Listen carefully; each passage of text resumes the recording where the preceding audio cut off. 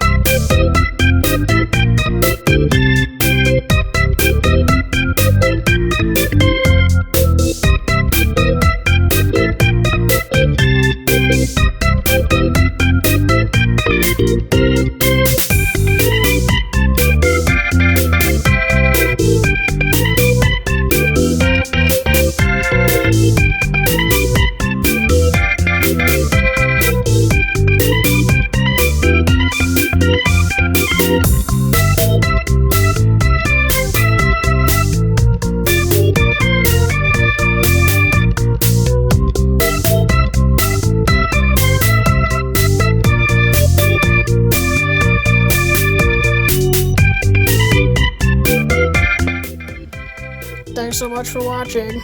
If you liked what you saw and would like to see more, go ahead and hit that subscribe button.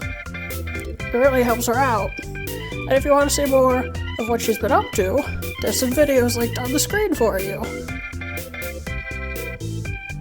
Bye!